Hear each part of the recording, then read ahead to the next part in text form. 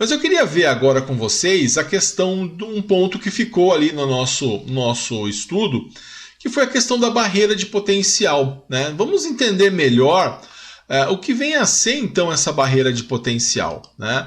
Qual é a definição, né? O que quer dizer essa barreira de potencial? Então nós vimos que é uma região ali que fica no meio do diodo, né? Onde você tem lá a junção das cargas ali do material impuro, né? Tanto positivo como negativo, eles se agruparam ali no centro do diodo. Aliás, eu até mostro esse modelo químico até para reforçar essa questão da barreira de potencial. E a barreira de potencial ela vai consistir, né, numa região, né, contendo um máximo de potencial que se opõe à passagem do elétron do lado negativo para o lado positivo do diodo. É justamente aquela oposição, né, que nós tivemos à passagem de corrente elétrica, justamente aquela parte, né, que nós tínhamos lá no nosso desenho, né, na nossa figura, onde nós vimos justamente que existiu uma região que você não conseguia, você precisava vencê-la, né, para você transportar, para o elétron sair de um lugar e ir até outro lugar, né? Justamente essa parte aqui, ó, essa parte onde eles ficaram recombinados, né? Eles se recombinaram e aí a partir disso você, na hora que o elétron sai de um lado e vai para o outro, né? Ele precisava atravessar essa barreira de potencial, né? Essa parte aqui que ele vai criar uma certa resistência.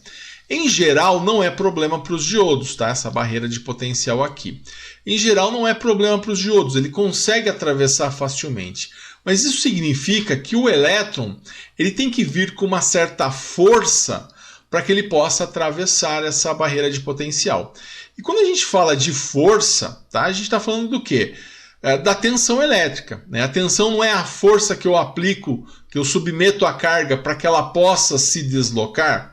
Então eu preciso ter um certo valor, né, de tensão para que o diodo, para que o elétron possa atravessar. Agora, é importante, né, tudo isso vale, né, a barreira de potencial ela entra em questão quando o diodo está polarizado diretamente. Porque quando ele está polarizado reversamente, ela nem entra em jogo, né, porque você tem simplesmente um deslocamento, né, de uma parte para outra ali, um pequeno deslocamento e aí o elétron fica parado, né? Você não tem movimento de elétron quando ele está polarizado reversamente.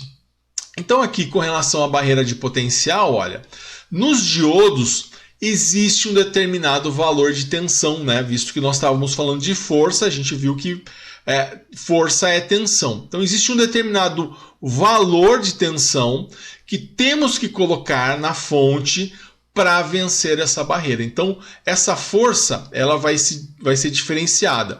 Vai depender se o meu diodo ele é de germânio ou se ele é de silício. Então, vamos dar uma olhada nos valores dessa barreira de potencial.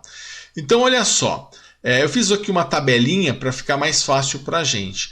Se o diodo ele é de silício, eu tenho uma tensão de barreira de potencial de 0,7 volts. Então ele tem que vir pelo menos com uma força, né, equivalente a uma tensão de 0,7 volts para que ele tenha ali um embalo e atravesse essa barreira de potencial. Se o diodo for de germânio, né, lembra que nós vimos os dois tipos, essa barreira de potencial, essa tensão de barreira de potencial, ela vai ser de 0,3 volts. Isso significa que no diodo de silício eu tenho mais resistência do que no diodo de germânio. E na prática, o que vai significar esse 0,7 e esse 0,3? Na prática, significa o seguinte: se eu tiver ali um diodo, né, polarizado diretamente, a queda de tensão, a tensão sobre um diodo de silício, por exemplo, vai ser de 0,7 volts. E a queda de tensão num diodo de germânio vai ser de 0,3 volts. Então essa tensão, né, provocada aí pela barreira de potencial, ela vai existir. Então um diodo de silício tem uma queda de tensão, tem uma tensão sobre o diodo de 0,7 volts. Um diodo de germânio, ele tem uma queda de tensão, ele tem uma tensão de 0,3 volts. É interessante, é bom essa queda de tensão? Não, ela é muito ruim. Então, se você pensar assim, poxa, qual que é melhor então, eu usar um diodo de silício ou um diodo de germânio? Olhando somente para a tensão de barreira de potencial, o diodo de germânio se apresenta como uma melhor solução. Por quê? A queda dele é de 0,3 volts. Só que o diodo de germânio ele apresenta outros problemas, né, que a gente, na verdade, aproveita isso de uma outra forma, além, né, dessa vantagem de ter uma queda de tensão menor. Então, qual é o problema, qual é a questão que nós temos com o diodo de germânio, né? Lembrando que o germânio é o material desse diodo. Embora o diodo de germânio tenha uma tensão de barreira de potencial menor, né? Ou seja, é 0,3 volts contra 0,7 volts do silício, o problema dele é que ele apresenta uma instabilidade quanto à variação de temperatura. E lembra se a gente pegar lá a lei de Ohm, né? Você relaciona o quê? Tensão, corrente e resistência, não fala nada de temperatura. Na eletrônica, nós não queremos que as coisas oscilem em função da temperatura, porque já imaginou, um circuito funciona se tiver uma certa temperatura. Se tiver numa outra temperatura, ele não funciona. Se o seu carro, a parte de injeção eletrônica, ela vai ter alguns componentes eletrônicos que a 25 graus vão funcionar bem. Aí você deixa ele no sol, vai pegar ele à tarde, a temperatura aumentou, aí ele já não vai funcionar bem. Então nós temos receio, né, de componentes que oscilam, né, seja corrente ou seja tensão em função da temperatura. A gente quer que as coisas se relacionem a partir dos 3 elementos da lei de Ohm, que é tensão, corrente e resistência. Como que o diodo de germânio ele vai então se alterar em função da temperatura? Olha só, se a gente tiver um circuito com um diodo de germânio e a corrente que estiver passando, se ela for de 100 mA a uma temperatura ambiente de 25 graus, o mesmo circuito, com a mesma tensão, com a mesma resistência, os mesmos padrões, o mesmo circuito. Se eu aumentar essa temperatura de 25 graus para 35, a corrente vai aumentar de 100 para 130.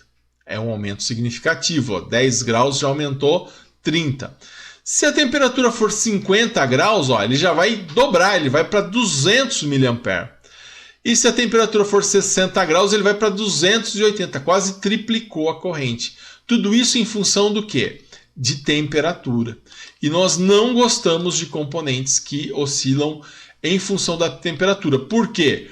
Porque a corrente ela não deve oscilar em função da temperatura. Ela deve oscilar em função disso. Corrente, pela lei de Ohm, né, é tensão dividido por resistência.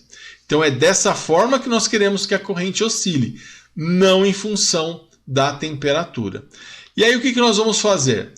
O diodo de germânio ele vai ter uma outra aplicação. Ele não vai ser utilizado da mesma forma que a gente utiliza o diodo de silício. Ele vai ser utilizado como um sensor de temperatura. Tá? Então, dessa forma, o diodo de germânio é utilizado como um sensor de temperatura. Então, nós não vamos utilizar o diodo de germânio para trabalhar como o diodo de silício. Então, para polarizou diretamente, conduz. Polarizou reversamente, se comporta como um isolante. Nós não vamos utilizar o diodo de germânio assim. O diodo de germânio ele vai ser utilizado na eletrônica como um sensor de temperatura.